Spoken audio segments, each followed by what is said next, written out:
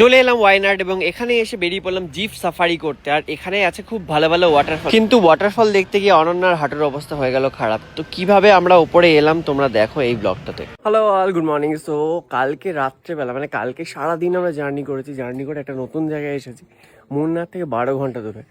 আর সেটা হচ্ছে এই জায়গাটার নাম হচ্ছে ওয়াইনাড। এটা খুবই ফেমাস, মানে সাউথ ইন্ডিয়াতে সবাই এখানে ঘুরতে আসে। আর ওইটা হচ্ছে আমাদের ভিলা, ওইখানে আমরা ছিলাম এই ঘরটাতে। কালকে রাত্রেবেলা অনেক ভিডিও নিয়েছি, ওগুলো আমি অ্যাড করে দেবো, দেখতে হবে কি সুন্দর একটা ভিলা। আর এখান থেকে সবথেকে ভালো হচ্ছে কালকে রাত্রেবেলা আমরা ছাদে বসে স্টার গেজিং করছিলাম। আকাশটা এতটাই ক্লিয়ার যে আমরা অনেকগুলো শুটিং স্টার দেখেছি, যেটা আমরা কলকাতাতে কোনোদিন দেখতে পাই না। তো প্রপার্টিটা তোমাকে এসে পরে দেখাবো। এখন আমরা যাচ্ছি হচ্ছে চলো।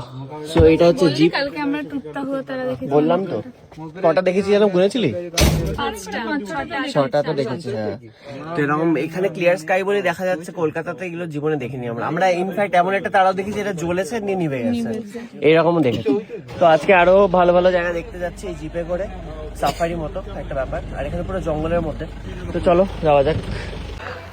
জিপে বসে আমরা শুরু করলাম ওয়াটারফলের উদ্দেশ্যে যাত্রা, এবং রাস্তায় প্রচুর চা বাগান পড়ছিল। আর সেই চা বাগানটা দেখার জন্য আমি আর পল্লবী পেছন থেকে বেরিয়ে গেলাম জিপের। মনে হচ্ছিল যেন জঙ্গল সাফারি করতে বেরিয়েছি।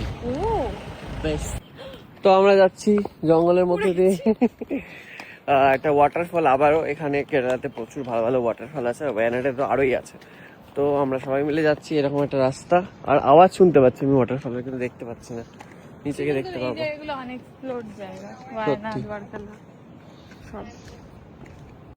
তো ফাইনালি অনেকটা রাস্তা গিয়ে তারপরে পৌঁছালাম ওয়াটার। আর ঘুরতে যখন এসেছি যতই কষ্ট হোক এই সিনারিগুলো কিন্তু মিস করাই যায় না। আর এই ওয়াটারফলটা খুবই ফেমাস ওয়াইনাডে, এবং অনেক উঁচু থেকে অনেক হাইট থেকে পড়ছিল, খুব জোরে জোরে পড়ছিল, দারুণ লাগছিল দেখতে। এবারে ফেরার পালা, আর ফিরতে গিয়ে অবস্থা সবার খারাপ। এতটা খাড়া খাড়া সিঁড়ি আমরা উঠতে গিয়ে আমাদের পুরো কোমর পা সব ধরে গেছিলো। হাই। আর অনন্যার তো আবার হাঁটুর সমস্যা, তাই আমার আবার ভয় লাগছিল যে পুরোটা উপরে উঠতে পারবে কিনা। এইভাবে কোনোভাবে উপরে উঠলাম এবং উঠে একটা বেঞ্চ দেখতে পেয়ে আমরা বসে পড়লাম, কারণ প্রচন্ড নিঃশ্বাস নিতে সমস্যা হচ্ছিল। জল লাগাকে ওই সামনেই সমতল, আর নেই বেশি। জল লাগবে, জল উপরে গিয়ে পাওয়া যাবে। চ, মাথা ব্যথা কিচ্ছু করবে। চ, নিঃশ্বাস নিতে হবে, নিঃশ্বাস নিতে হবে। বলবো সবাইকে তুই কিভাবে বলেছিস মানুষ অক্সিজেন নেই।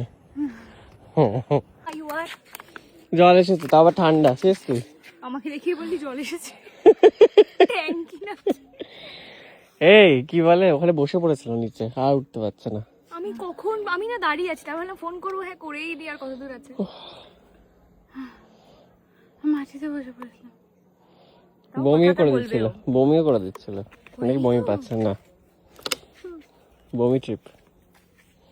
বাবা, এই ভয়ঙ্কর একটা চড়াই উতরাই দিয়ে ফাইনালি আমাদের কাছে জল এসেছে। এবার আমরা পৌঁছে যাবো। এই যে জল এসেছে।